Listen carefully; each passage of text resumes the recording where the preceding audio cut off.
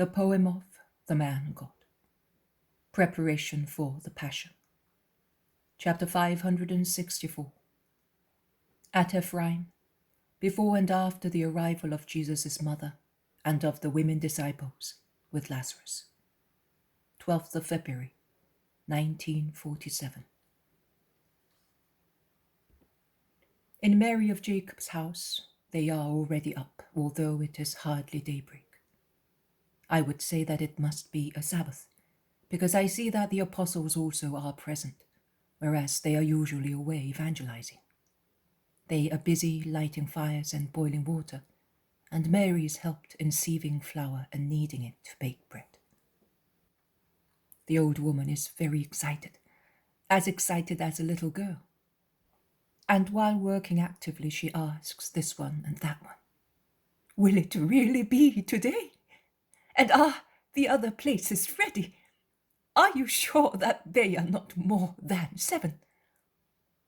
Peter, who is skinning a lamb preparing it to be cooked, replies on behalf of everybody. "They were to be here before the Sabbath, but the women were probably not yet ready, and so they have delayed. But they will certainly come today. Ah, I am happy. Has the master gone out? Perhaps he has gone to meet them."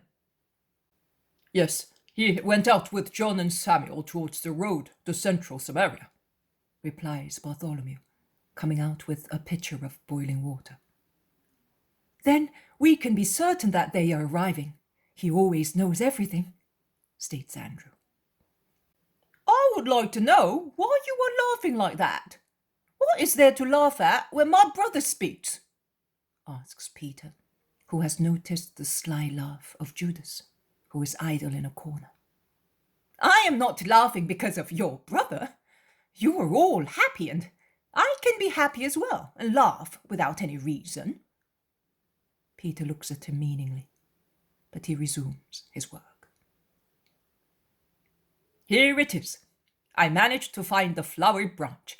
It is not the branch of an almond tree, as I wanted, but after the almond tree has bloomed, she has other branches, and she will be pleased with mine," says Thaddeus, who comes in dripping dew, as if he had been walking in woods, and carrying a bunch of flowery branches, a miracle of dewy whiteness that seems to brighten and decorate the kitchen. "Oh, how beautiful! Where did you find them?" "At Naomi's. I knew that her orchard is late because of its northern position, and I went up there." "That's why you look like a forest tree yourself. The dewdrops shine in your hair and have wet your garment." "The path was as damp as if it had rained. It is already the plentiful dew of the most beautiful months." Thaddeus goes away with his flowers, and shortly afterwards he calls his brother to help him arrange them. "I will come. I am an expert. Woman, have you an amphora with a thin neck? If possible of red clay," says Thomas. "I have what you want and other vases as well. The ones I used on feast days, for the weddings of my sons or some other important occasion. If you wait for me to put these cakes in the oven, only a moment, I will come and open the chest where the beautiful things are kept.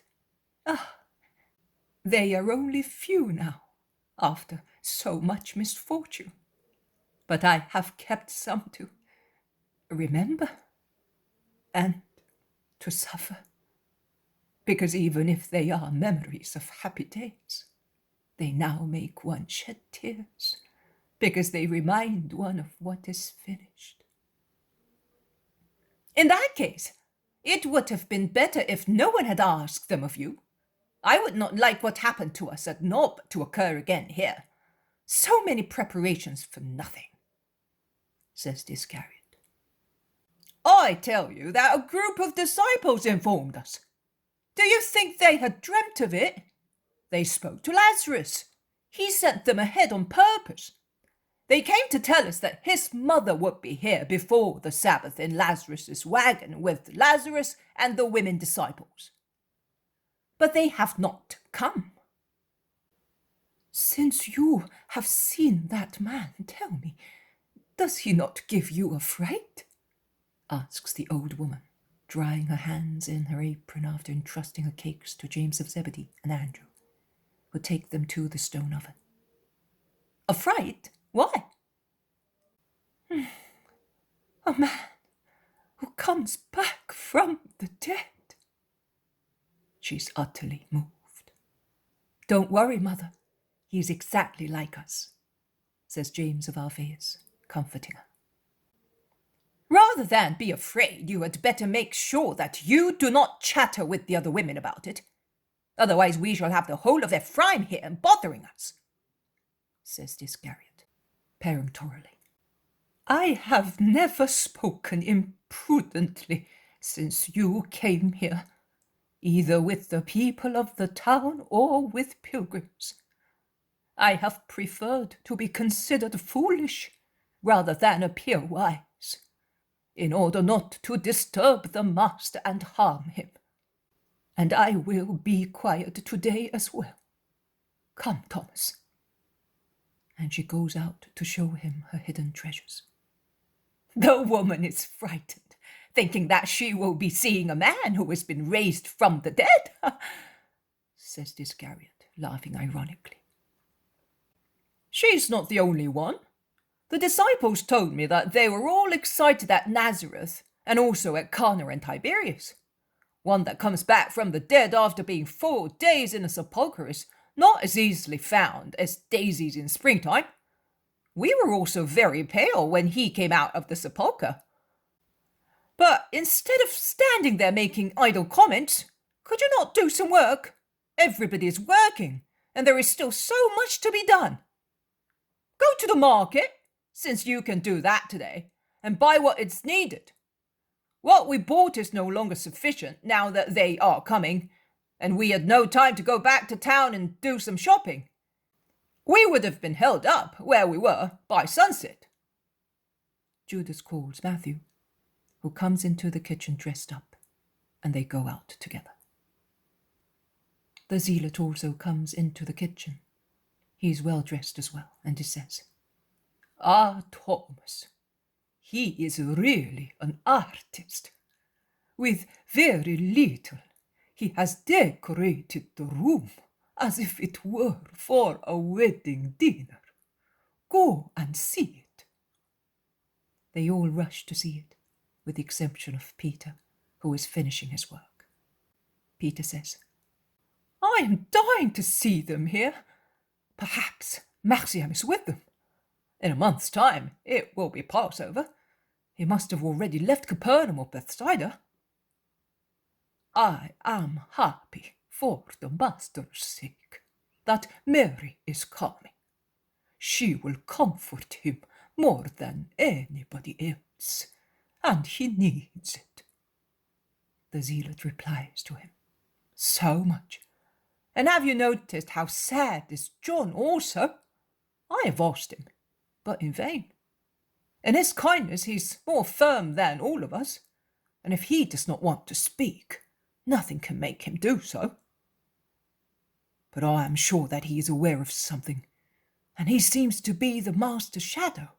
He follows him all the time, and he's always looking at him.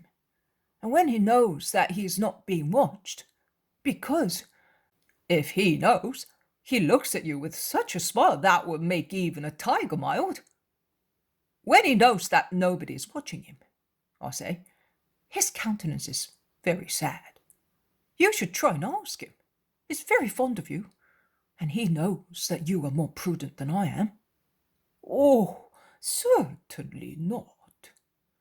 You have become an example of prudence for all of us. No one would recognize the old Simon in you. You are really the stone that by its hard, sound compactness supports us all. Not at all. Don't say that. I am a poor man. Certainly, by staying with him for so many years, one becomes a little like him, a little, very little, but quite different from what one was previously. We have all. No, not all of us, unfortunately. Judas is always the same. Here, as he was at the clear water. And may God grant that he may always be the same. What? What do you mean? Nothing and everything, Simon of Jonah. If the Master heard me, he would say, do not judge. But I am not judging. I am afraid. I am afraid that Judas is worse than he was at the clear water. He certainly is, even if he is as he was then, because he should have changed very much. He should have grown in justice. Instead, he is always the same. So, in his heart, there is the sin of spiritual indolence, which was not there previously, because at the beginning, yes, he was mad, but he was full of goodwill. Tell me, the fact that the Master has decided to send Samuel with us and to gather together all the disciples, all those that can be gathered at Jericho for the new moon of Nisan, what does it make you think? Previously, he had said that the man was to stay here, and he had also forbidden us to say where he was. It makes me suspicious. No, in my opinion, the situation is clear and logical. By now, we do not know by whom and how the news has been spread that the Master is here, and it is known all over Palestine. You know that pilgrims and disciples have come here from Kadesh to En-Gedi, from Joppa to Bosra. So, there is no sense in keeping it secret anymore. Further, Passover is approaching, and the Master certainly wants to have his disciples with him for his return to Jerusalem. You heard that the Sanhedrin says that he has been defeated and has lost all his disciples. And he will reply to it by entering the town at the head of them. I am afraid, Simon, very much afraid. You have heard that everybody, also the Herodians, have joined together against him. Yes, it's true. May God help us. And why is he sending Samuel with us? Certainly to prepare him for his mission. I see no reason why we should worry. They are knocking. It's certainly the women disciples. Peter throws away his blood-stained apron and runs, following the zealot, who has rushed to the door of the house. All the others who are in the house appear from the various doors and shout, "Here they are! Here they are!" But when they open the door, they are so obviously disappointed in seeing Eliza and Nike that the two women disciples ask, "Is there anything wrong?" No. The fact is that we thought it was the mother and the women disciples from Galilee, says Peter. Ah, you have taken it badly. But we are very happy to see you and to hear that Mary is about to arrive, says Eliza. No, we have not taken it badly. We are disappointed, but come in. Peace be with our good sisters, says Thaddeus, greeting them on behalf of everybody. And to you, is the Master not in? He has gone with John to meet Mary. We know that she is coming along the Shechem road in Lazarus' wagon, explains the zealot. They go into the house while Andrew takes care of Eliza's donkey.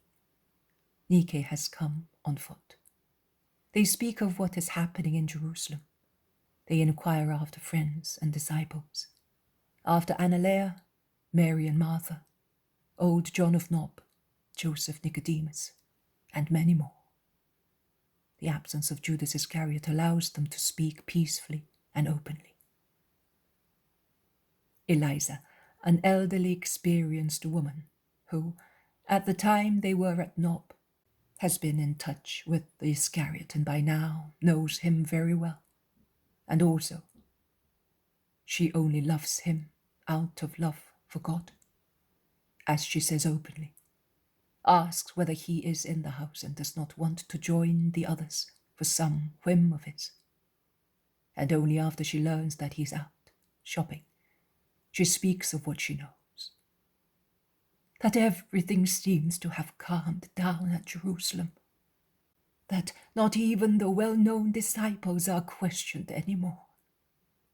That it is rumored that it happened because Pilate had spoken in a threatening voice to those of the Sanhedrin, reminding them that he is the only one who administers justice in Palestine, and therefore they should put an end to their nonsense. But they also say, remarks Nike, and it is Manaen who says this, and other men with him, nay, other women, because Valeria is the other voice, that Pilate is really so tired of all the risings that continuously excite the country, and that may cause him trouble, and that is also so struck by the insistence of the Jews in insinuating that Jesus is aiming at proclaiming himself king, that if he did not have the concordant, favorable reports of the centurions, and above all, if he were not pressed by his wife, he would end up by punishing the Christ, if only by banishing him, in order not to be troubled anymore. That would be the last straw. And he is capable of doing it, quite capable. It is the lightest Roman punishment, and the most used after scourging. But can you imagine that? Jesus all alone, goodness knows where, and we scattered here and there, says the zealot. Of course, scattered, that's what you say. But they will not scatter me. I will follow him, says Peter. Oh, Simon, can you flatter yourself that they would allow you to do that? They tie you up like a galley slave, and they take you wherever they want, even on a galley or to one of their prisons, and you would no longer be able to follow your master, says Bartholomew. Peter ruffles his hair, looking perplexed and downhearted. We shall tell Lazarus. Lazarus will go to Pilate frankly. Pilate will certainly see him with pleasure, because the Gentiles love to see extraordinary beings, says the zealot. He has probably been there before he left, and Pilate may no longer be anxious to see him, says Peter, dejectedly. He will then go as Theophilus' son, or he will take his sister Mary to visit the ladies of rank. They were friends when Mary was a sinner. Do you know that Valeria, after her husband divorced her, has become a proselyte? She has been in earnest. She lives an honest life and is an example to many of us. She freed all her slaves, and she instructs them in the true God. She has gone to live in Zion. But now that Claudia has come, she has gone back to her. Then? No, she said to me, as soon as Johanna comes, I am going to stay with her. But now I want to convince Claudia.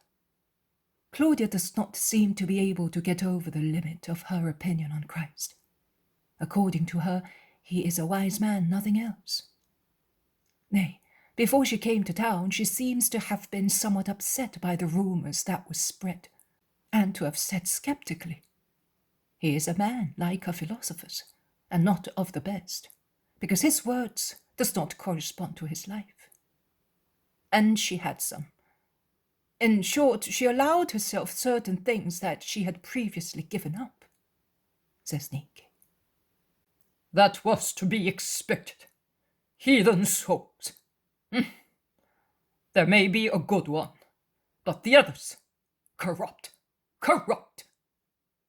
Bartholomew says, sententiously. And what about Joseph? Asks Thaddeus. Who? The man from Severus? He is terrified. Your brother Joseph came. He came and left at once. But he passed by Bethany to tell the sisters that at all costs they should keep the master from going to town and from remaining there. I was there and I heard him.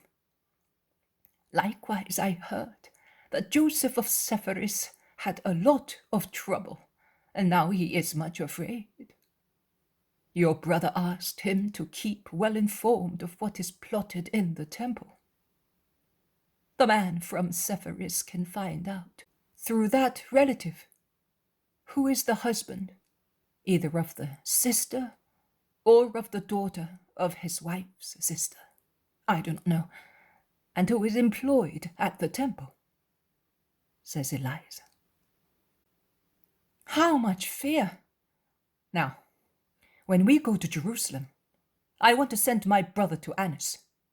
I could go myself, because I also know the sly fox well, but John is more capable. And Annas was very fond of him when we listened to the words of the old fox, believing he was a lamb.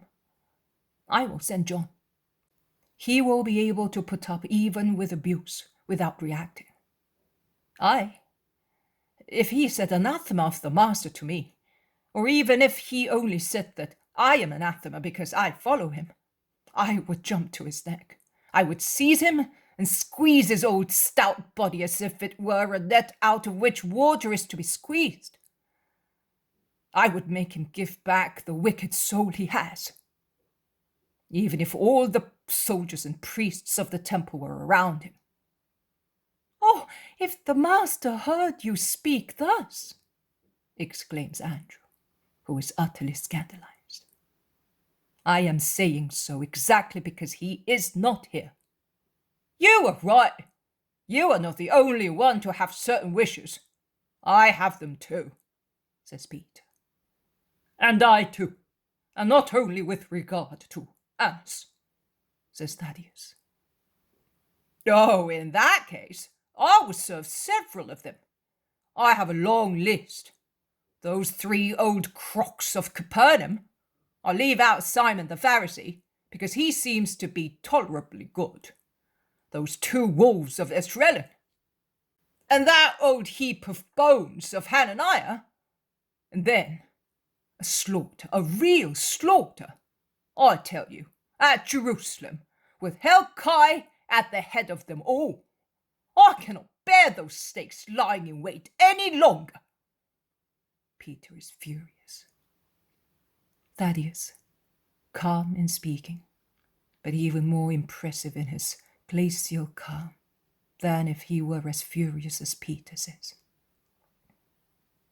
And I would give you a hand.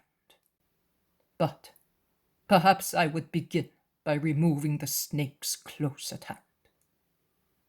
Who? Samuel? No, not at all. Not only Samuel is close at hand. There are many, who show a face, but their souls are different from the face they show. I never lose sight of them. Never. I want to be sure before acting. But when I am sure, David's blood is hot, and hot is the blood of Galilee. They are both in me through my paternal and maternal lines. Oh, in the event, tell me. I will help you, says Peter. No. Blood revenge is the concern of relatives. It's for me to take it. But my dear children, do not speak thus. That is not what the Master teaches. You look like little furious lions instead of being the lambs of the Lamb. Restrain so much spirit of revenge. The days of David went by long ago. The law of blood and retaliation has been cancelled by the Christ. He confirms the 10 unchangeable commandments, but he cancels the other hard Mosaic laws. The commandments of Moses concerning pity, humanity, and justice remain, and are condensed and perfected in his greater commandment, to love God with our whole selves, to love our neighbor as we love ourselves, to forgive those who offend us, to love those who hate us. Oh, forgive me if I, a woman, have dared to teach my brothers, who are greater than I am. But I am an old mother, and a mother can always speak. Believe me, my children, if you yourselves call Satan by hating enemies, by wishing for revenge, he will come into you and corrupt you. Satan is not strength. Believe me, God is strength. Satan is weakness, a burden. He is sluggishness. You would not be able to move a finger any more, not only against your enemies, but not even to caress a distressed Jesus. If hatred and revenge should enchain you, cheer up, my dear children, all of you. Also those who are as old as I am, perhaps older. You are all sons for a woman who loves you, for a mother who has found once again the joy of being a mother by loving you as her children. Do not make me feel distressed once again, having lost my dear children again and for good. Because if you die cherishing hatred or crime, you die forever, and we shall not longer be able to gather all together up there in joy around our common love, Jesus. Promise me here at once, as I implore you. Promise me, a poor woman, a poor mother, that you will never have such thoughts again. Oh, they even disfigure your faces. You seem strangers to me. You are different. How ugly hatred makes you. You were so meek. But what is happening? Listen to me. Mary would say the same words as mine to you, with greater power, because she is Mary. But it is better if she is not aware of all the grief. Oh, poor mother, but what is happening? So have I to really believe that the hour of darkness has already come? The hour that will swallow everybody. The hour in which Satan will be king in everybody, with the exception of the Holy One. And he will lead astray also saints, you also, making you cowards, perjurers, as cruel as he is. Oh, so far I have always hoped. I have always said, men will not prevail against the Christ. But now I am afraid, and I tremble for the first time. I see the great darkness, whose name is Lucifer, stretch out and invade the serene sky of Adar, and darken all of you, and pour poison that make you sick. Oh, I am afraid. Eliza, who for some time had been weeping silently, drops with her head on the table at which she was sitting and sobs sorrowfully. The apostles look at one another. Then, although distressed, they begin to console her. But she does not want consolation, and she says so. One, only one, is good for me. Your promise, for your own good, so that Jesus may not have the greatest of his sorrows, to see you, his beloved disciples, damned. Of course, Eliza, if that is what you want. Do not weep, woman. We promise you. Listen, we will not lift a finger against anybody. We shall not even look, so that we may not see. Don't weep. Don't weep. We will forgive those who offend us. We will love those who hate us. Don't weep. Eliza raises her face, shining with tears, and says, Remember, you have promised it. Repeat your promise. We promise you it, woman. How dear you are, my children. Now I do like you. I see that you are good again. Now that my worry is appeased, and that you are once again free from that bitter ferment, let us get ready to receive Mary. What is there to be done? She asks, and she finishes wiping her tears. Actually, we have prepared, as men can do, but Mary of Jacob helped us. She is a Samaritan, but she is very good. You will soon see her.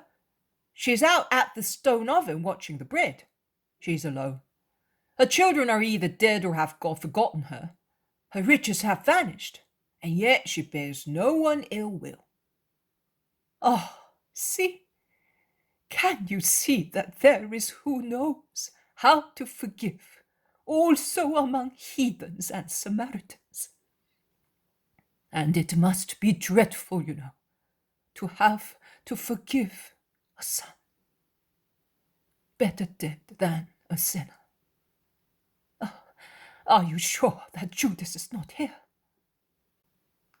If he has not become a bird, he cannot be here, because the windows are open, but all the doors are closed except this one. Then Mary of Simon has been to Jerusalem with her relative. She came to offer sacrifices at the temple. Then she came to us. She seems a martyr. How depressed she is. She asked me and everybody whether we had any news of her son, whether he was with the Master, whether he had always been with him.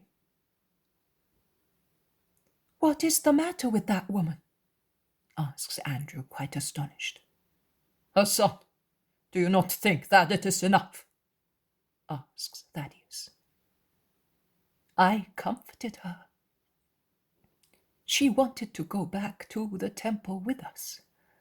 We all went there together to pray. Then she left, always with her worry. I said to her, "If you stay with us, we shall be going to the Master shortly. Your son is there." She already knew that Jesus is here. It has been known as far as the borders of Palestine. But she said, no, the Master told me not to be in Jerusalem in spring. I am obeying him, but I wanted to go up to the temple before he returned. I am in such need of God. And she said a strange word. She said, "I am blameless, but I am so tortured that hell is in me, and I am in it." We repeatedly asked her why, but she would not say anything else with regard to her torture or to the reasons for Jesus' prohibition. She asked us not to say anything to Jesus or to Judas. "Poor woman! So will she not be there at Passover?" asks Thomas. "No, she will not." "Well, if Jesus told her that, he must have a reason. Did you hear what she said, eh? It is really known everywhere that Jesus is here," says Peter. Yes, and some people said that those who were spreading the news were doing so to gather men in his name, to rise against the tyrants. Others said that he is here because he realized that he has been unmasked.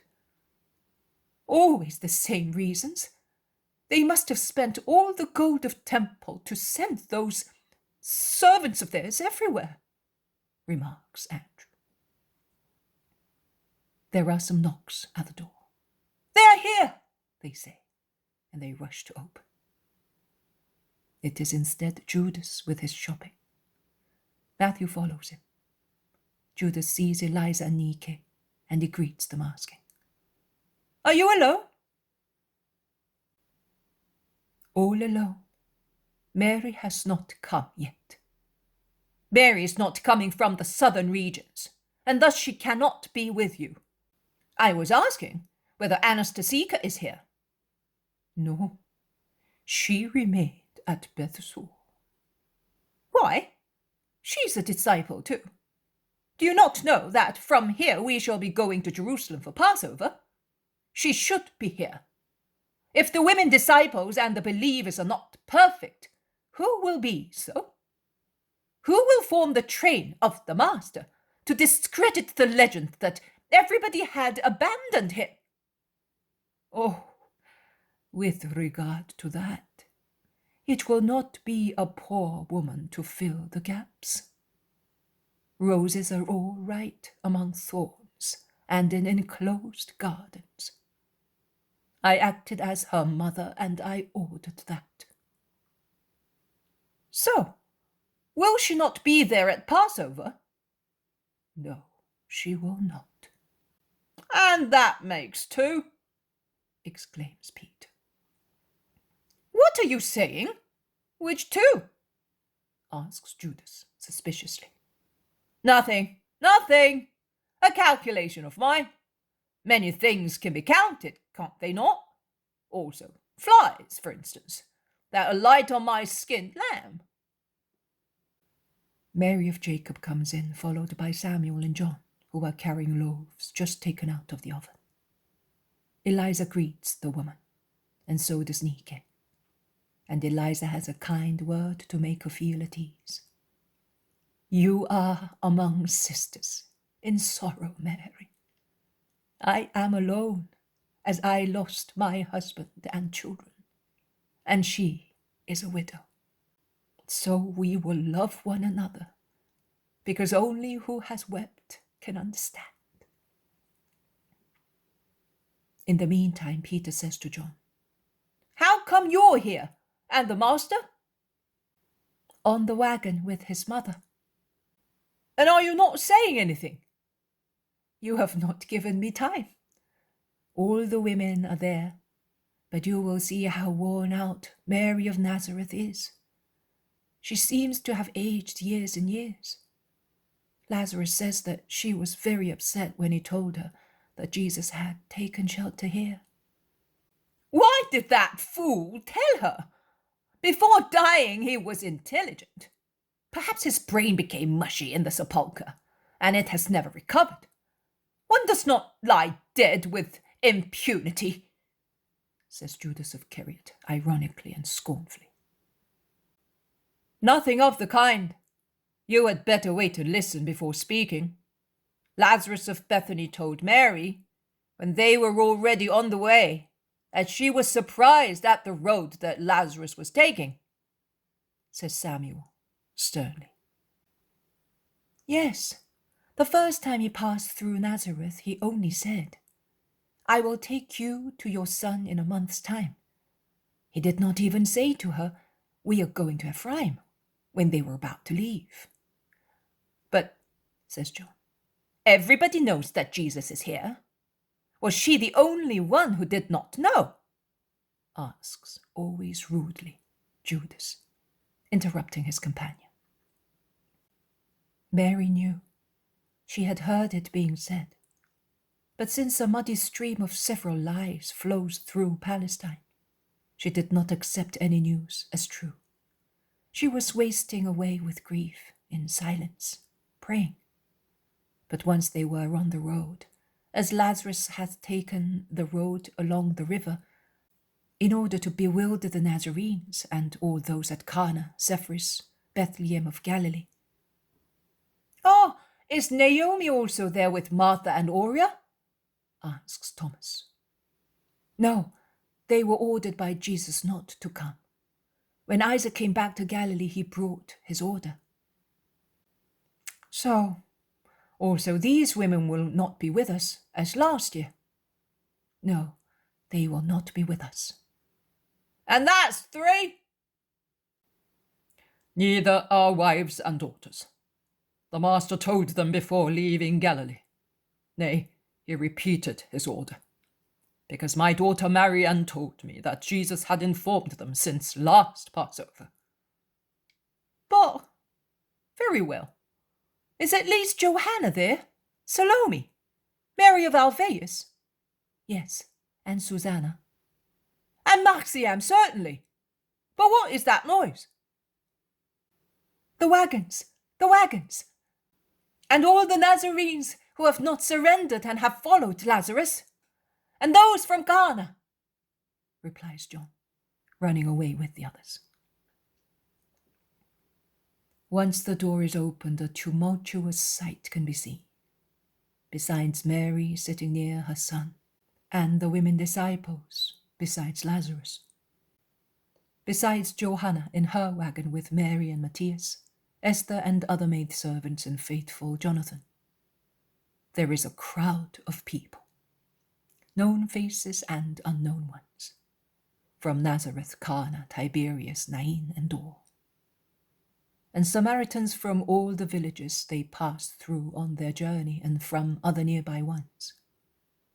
And they rush to the front of the wagons, obstructing the passage to those who want to come out or go in. But what do these people want? Why have they come? How did they know? Those of Nazareth were on the lookout, and when Lazarus came in the evening to leave the following morning, During the night they ran to the nearby towns, and those from Cana did the same, because Lazarus had passed there to get Susanna and to meet Johanna. And they followed and preceded him to see Jesus and to see Lazarus. And also those of Samaria heard about it, and they joined the rest. And here they are, all of them, explains John. Listen, you who are afraid that the master would have no train, do you think that this one is sufficient? Philip says to the Iscariot. They came for Lazarus. Once they had seen him, they could have gone away. Instead, they remained and have come here, which means that there are also some who came for the master. Well, let us have no idle talk. Instead, let us make way to let them go in. Come on, boys. In order to get into practice again, we have not elbowed a way through the crowd for the master for a long time. And Peter is the first to begin to open a passage through the crowd that sings hosannas, is curious, devout, talkative according to the various moods.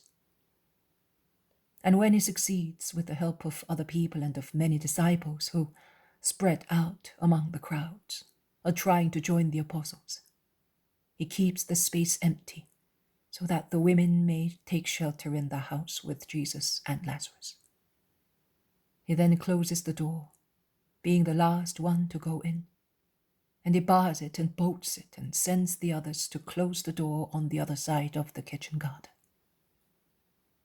Oh, at long last! Peace be with you, Blessed Mary! At last I see you! Now everything is beautiful because you are with us, says Peter, greeting her, and he stoops before Mary. A Mary with a sad, pale, tired face. It is already the face of Our Lady of Sorrows. Yes, everything is now less sorrowful because I am here near him. I had assured you that I was telling nothing but the truth, says Lazarus. You are right, but the sun became obscured for me, and I had no peace when I heard that my son was here. I understood. Oh. More tears stream down her wan cheeks. Do not weep, mother, do not weep. I was here among these good people, near another Mary who is a mother. Jesus leads her towards a room that opens onto a peaceful kitchen garden. They all follow him. Lazarus says, apologizing, I had to tell her because she knew the road and she could not understand why I was taking that one. She thought that he was with me at Bethany, and at Shechem also a man shouted, we are going to Ephraim too, to the master. It was impossible for me to find an excuse. I was also hoping to outdistance those people by setting off at night along strange routes. Nothing doing. They were on the alert everywhere, and while one group followed me, another went around spreading the news. Mary of Jacob brings some milk, butter, and new bread, and offers them to Mary first. She looks Lazarus up and down stealthily, half curious, half frightened, and the hand jerks when, offering Lazarus some milk, she touches his hand lightly, and she cannot help exclaiming, "Oh!" when she sees him eat his cake like everybody else. Lazarus is the first to laugh, and he says in an affable, gentlemanly manner, with the confidence of all men of high birth, "Yes, woman, I eat just like you, and I like your bread and your milk, and I am sure I shall like your bed. because I feel tired exactly as I feel hungry. He turns round, saying, There are many who touch me with some excuse to feel whether I am flesh and bones, whether I am warm and I breathe. It is a bit of a nuisance, and when my mission is over, I will retire to Bethany. If I were near you, Master, I would stir up too many distractions. I have shone. I have borne witness to your power as far as Syria. I shall now disappear. You alone must shine in the sky of miracles, in the sky of God, and in the eyes of men.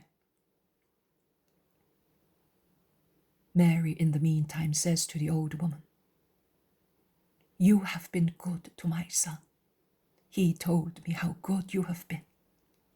Let me kiss you to tell you how grateful I am to you. I have nothing to give you as a reward, except my love. I am poor too, and I also can say that I no longer have a son, because he belongs to God and to his mission. And may it always be so, because holy and just is what God wants. Mary's kind, but she's already heartbroken. All the apostles look at her compassionately, to the extent of forgetting those who are rioting outside, and of inquiring after their far-away relatives. But Jesus says, I will go up to the terrace to dismiss and bless the people. And Peter then rouses himself and asks, But where is Marciam? I have seen all the disciples, but not him. Marciam is not here, replies Salome, the mother of James and John. Marciam is not here? Why? Is he ill? No, he is well, and your wife is well. But Marciam is not here. Porphyria did not let him come. Silly woman! In a month's time it will be Passover, and he has to come for Passover. She could have let him come with you now and make the boy and me happy. But she's more backward than a sheep in understanding such things. John and Simon of Jonah and you, Lazarus, with Simon Zealot, come with me. You, all of you, stay here where you are until I dismiss the crowd, separating the disciples from it, orders Jesus, and he goes out with the four, closing the door. Through the corridor and the kitchen he goes out into the kitchen garden, followed by Peter, who is grumbling, and by the others. But before setting foot on the terrace, he stops on the little staircase. He turns round, laying a hand on the shoulder of Peter, who raises his unhappy face. Listen to me carefully, Simon Peter, and stop accusing and reproaching Porphyria. She is innocent. She obeyed an order of mine. Before the Feast of the Tabernacles, I ordered her not to let Marciam come to Judea. But Passover, Lord! I am the Lord. You say that. And as the Lord, I can order anything, because every order of mine is just. So, do not be upset by scruples. Do you remember what is stated in Numbers? If anyone of your country becomes unclean by touching a dead body, or is on a journey abroad, such person shall keep Passover for the Lord on the 14th day of the 2nd month in the evening. But Marciam is not unclean. I hope that Porphyria does not want to die just now, and he is not on a journey, says Peter, objecting. It does not matter. That is what I want. There are things that make one unclean more than a dead body. Marciam, I do not want him to be contaminated. Let me do as I wish, Peter. I know. Be obedient as your wife is, and Marciam too. We shall keep the second Passover with him, on the 14th day of the second month, and we shall be so happy then. It's a promise. Peter makes a gesture as if to say, let us resign ourselves. But he makes no objection. The zealot remarks, it is a lot if you do not continue your calculation of how many will not be in town at Passover. I did not feel like counting any more. Oh, this gives me a strange sensation, an icy feeling. Can the others be told? No. I took you aside deliberately. Then I also have something to tell Lazarus in particular. Tell me. If I can, I will reply to you, says Lazarus. Oh, even if you do not reply, it does not matter. It is enough for me if you go to Pilate. The idea is of your friend Simon. And talking of various matters, you worm out of him what he is thinking of doing for Jesus in good or in evil. You know, craftily. Because there are so many rumors. I will. As soon as I arrive in Jerusalem, I will go to Bethany via Bethel and Ramah instead of Jericho.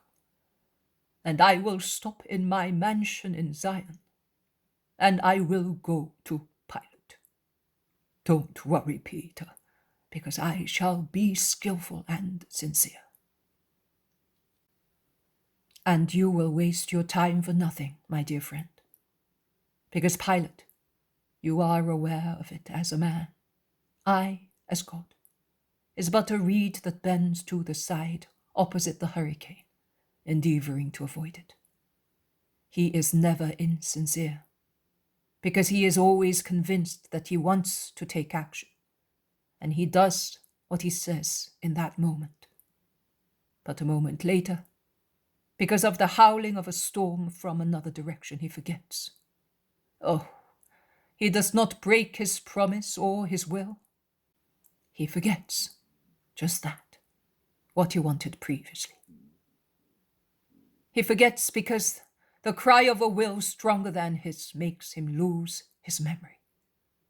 It blows away all the thoughts that another cry had placed in it, and replaces them with new ones. And then, above all the storms that with numberless voices, from that of his wife, who threatens to separate if he does not do what she wants. And once he is separated from her, that is the end of all his strength, of his protection with divine Caesar, as they say, although they are convinced that this Caesar is more abject than they are. But they can see the idea in the man. Nay, the idea annihilates the man representing it. And one cannot say that the idea is unclean. Every citizen loves, and it is fair that he should love his fatherland and should want it to triumph.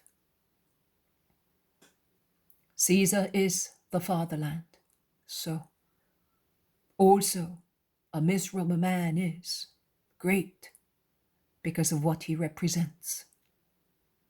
But I did not want to speak of Caesar, but of Pilate. So I was saying that above all the voices, from that of his wife to those of the crowds, there is the voice. Oh, what a voice! Of his ego. Of the small ego of the small man. Of the greedy ego of the greedy man. Of the proud ego of the proud man. That smallness, that greed, that pride want to reign, to be great. They want to reign, to have superabundance of money. They want to reign, to be able to rule over a multitude of subjects, stooping to pay homage to them. Hatred is smouldering underneath. But the little Caesar named Pilate, our little Caesar does not see it. He can only see the backs bent, feigning homage, and fear before him, or really feeling both. And because of the stormy voice of his ego, he's prepared to do anything. I say, anything, provided he may continue to be Pontius Pilate, the proconsul, the servant of Caesar, the ruler of one of the many regions of the empire. And because of all that, even if now he is my defender, tomorrow he will be my judge, and inexorable. The thought of man is always uncertain, most uncertain, when that man's name is Pontius Pilate. But Lazarus, you may satisfy Peter, if that is to console him. Not to console me, but to calm me a little. Then please our God Peter and go to Pilate. I will go, master. But you have described the proconsul as no historian or philosopher could have done. A perfect portrait. I could likewise depict every man in his real image, his character. But let us go to these people who are rioting. He climbs the last steps and shows himself. He raises his arms and says in a loud voice, "Men of Galilee and of Samaria, disciples and followers, your love, your wishes to honor me and my mother and my friend by escorting their wagon, tell me what your thoughts are. I can but bless you for such thoughts. But go back to your homes, to your business now. You from Galilee, go and tell those who remained there that Jesus of Nazareth blesses them. Men of Galilee, we shall meet again in Jerusalem at Passover, and I will enter the town the day after the Sabbath before Passover. Men of Samaria, you may go too. And do not confine your love for me to following and looking for me on the roots of the earth, but on those of the Spirit. Go, and may the light shine in you. Disciples of the Master, part from the believers and remain in Ephraim to receive my instructions. Go, be obedient." "He's right. We're disturbing him. He wants to be with his mother," shout the disciples and the Nazarenes. "We are going away, but we want his promise first, that he will come to Shechem before Passover. To Shechem! To Shechem! I will come. Go. I will come before going to Jerusalem for Passover." "Don't go! Don't go! Stay with us! With us! We will defend you! We will make you king and pontiff! They hate you! We love you! Down with the Jews! Long live Jesus!" "Silence! Stop rioting!" My mother suffers because of this shouting that can harm me more than a voice cursing me. My hour has not yet come. Go. I will come to Shechem. But remove from your hearts the thought that I, for base human cowardice and a sacrilegious rebellion against the will of my father, may not fulfill my duty as an Israelite, worshipping the true God in the only temple in which he can be worshipped. And as Messiah, by being crowned anywhere but in Jerusalem, where I shall be anointed universal king, according to the words and the truth foreseen by the great prophets. Down! There is no other prophet but Moses. You are a daydreamer. And you too. Are you perhaps free? No, you are not. What is the name of Shechem? Its new name. And what happened to Shechem happened also to many other towns in Samaria, Judea, and Galilee. Because the Roman mangonel has leveled us all alike. Is its name Shechem? No. Its name is Neapolis. As Bethshan is the name of Scythopolis, and many other towns that either by will of the Romans or by the will of adulating vassals have taken the names imposed by dominion or by adulation. And you, as individuals, are you going to be worth more than a town? More than our ruler? More than God? No. Nothing can change what is destined for the salvation of everybody. I follow the straight road. Follow me if you want to enter the eternal kingdom with me. He is about to withdraw, but the Samaritan people are uproarious.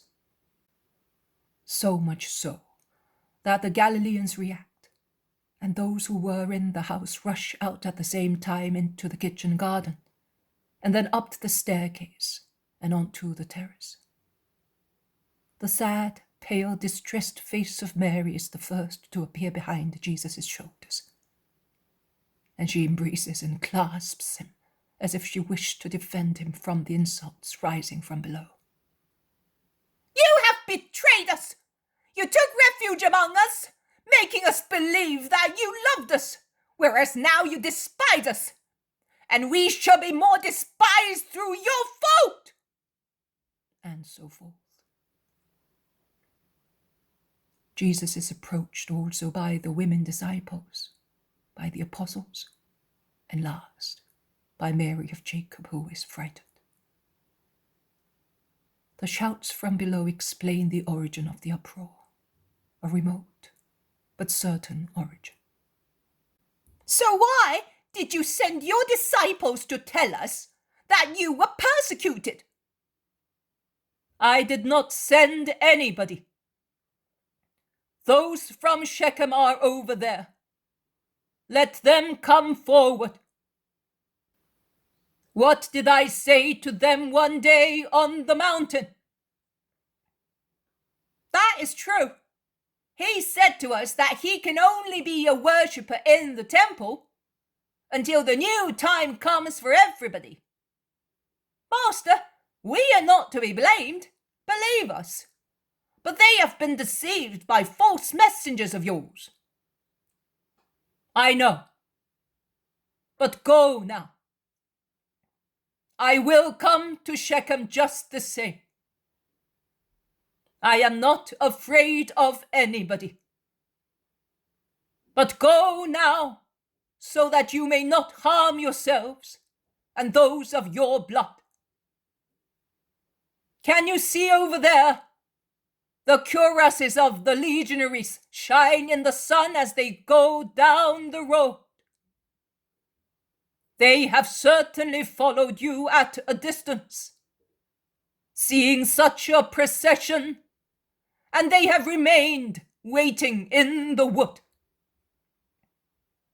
Your shouting is now attracting them here. Go, for your own sake. In fact, far away, on the main road that can be seen rising towards the mountains, the one on which Jesus found the starving man, it is possible to see lights gleam and move forward. The people disperse slowly. Those from Ephraim, the Galileans, and the disciples remain. You may go to your homes as well, you people from Ephraim. And you too, Galileans, please go away. Obey him who loves you. They also go away. Only the disciples remain, and Jesus orders the apostles to let them go into the house and the kitchen garden. Peter goes downstairs with the others to open. Judas of Kerioth does not go down. He laughs. He laughs, saying, You will now see how the good Samaritans hate you. To build the kingdom, you are scattering the stones. And stones dispelled from a building become weapons to strike. You have despised them, and they will not forget. Let them hate me. I will not avoid doing my duty for fear of their hatred. Come, Mother, let us go and tell the disciples what they are to do before I dismiss them.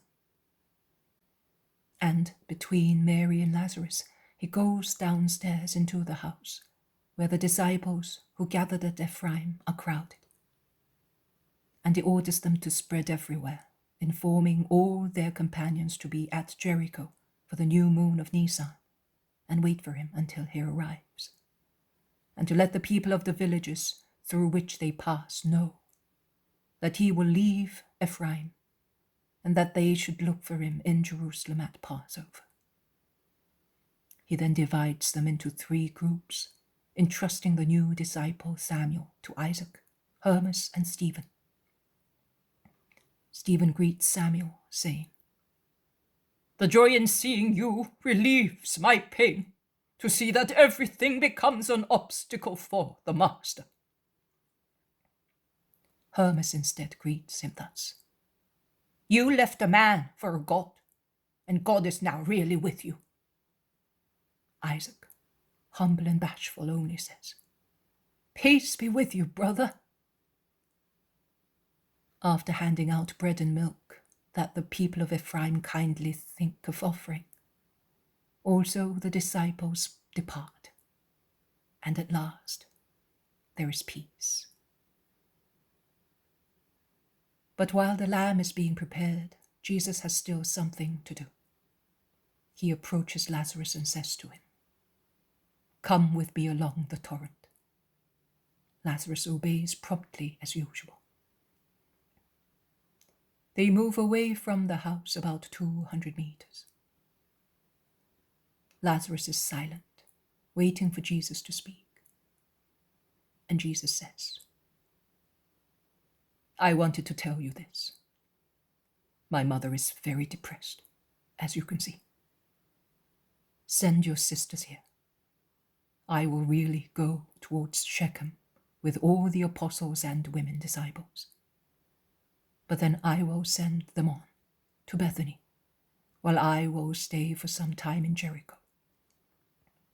I can still dare to keep some women here in Samaria, but not anywhere else. Master, you really fear? Oh, if so, why did you raise me from the dead? To have a friend. Oh, if that is the case, well, here I am.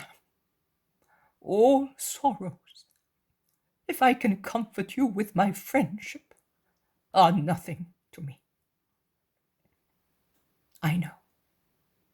That is why I use and will use you as the most perfect friend. Must I really go to Pilate? If you think so. But for Peter, not for me. Master, I will let you know. When are you leaving this place? In 8 days' time. There is just enough time to go where I want and then be with you before Passover. I want to acquire new strength at Bethany, the oasis of peace, before plunging into the turmoil of Jerusalem. Are you aware, Master, that the Sanhedrin is quite determined to create charges, since there are none, to compel you to flee for good? I learned that from John, the member of the Sanhedrin, when I met him by chance at Ptolemy, and he was very happy because of the son about to be born to him. He said to me, I am sorry that the Sanhedrin is so determined, because I would have liked the master to be present at the circumcision of my child, as I hope it will be a boy. He is to be born early in the month of Tammuz. But will the master still be among us by that time? And I would like, because I would like little Emmanuel, and that name will tell you what I think, to be blessed by him at his first appearance in the world. Because my son, lucky fellow, will not have to struggle to believe as we had to. He will be brought up in the Messianic times, and it will be easy for him to accept the idea. John has arrived at believing that you are the promised one. And that one out of many compensates me for what the others do not do. Lazarus, let us say goodbye here in peace. And thank you for everything, my dear friend. You are a true friend. With 10 friends like you, it would have been pleasant to live among so much hatred. Now you have your mother, my lord. She is worth 100 Lazarus.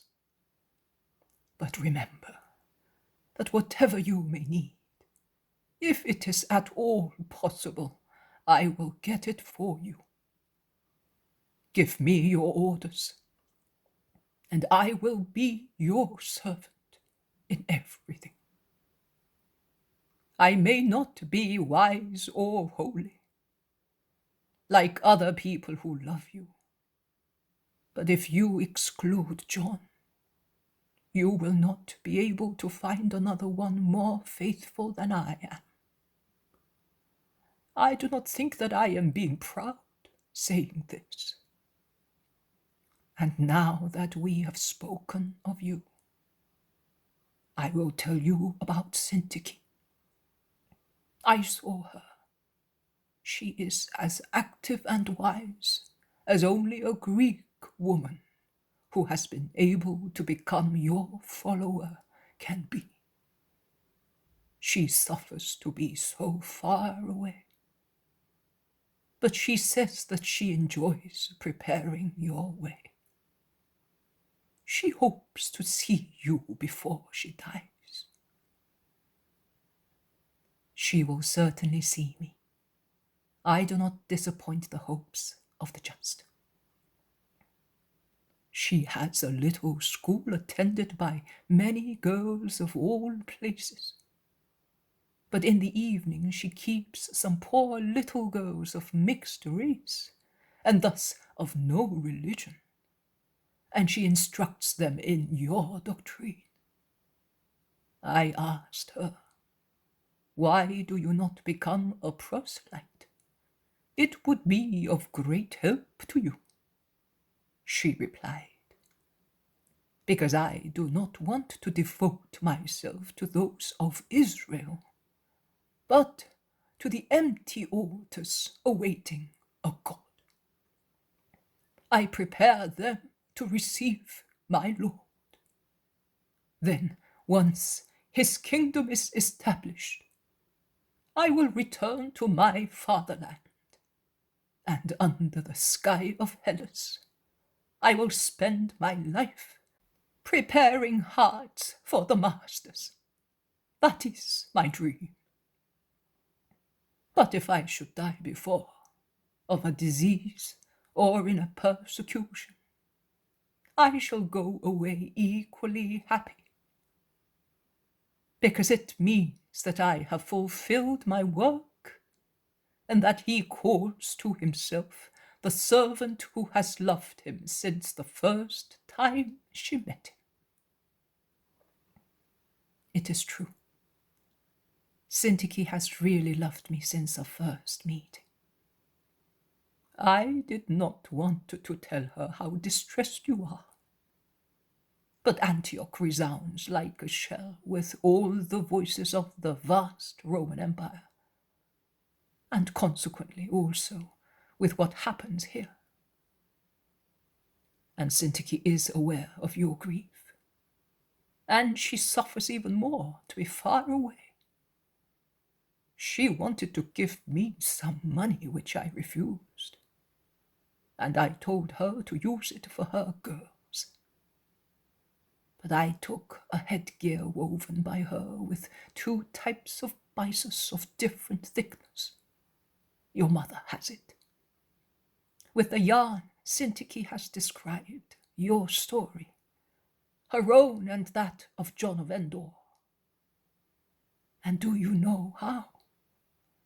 By weaving a hem all around the square and representing on it a lamb that defends 2 doves from a pack of hyenas. One of the doves has both wings broken, and the other has a broken chain that held it fastened. And the story proceeds alternately to the flight towards the sky of the dove with the broken wings, and the voluntary captivity of the other at the feet of the Lamb.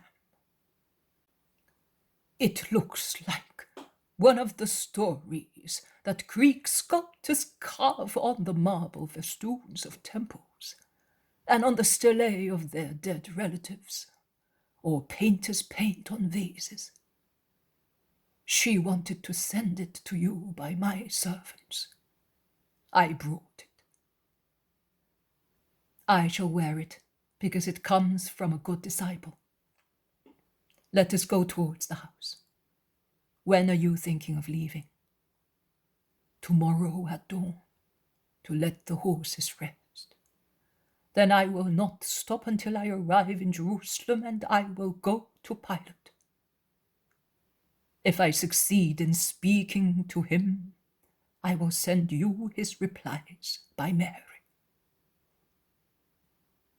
They go slowly back into the house, talking of minor topics.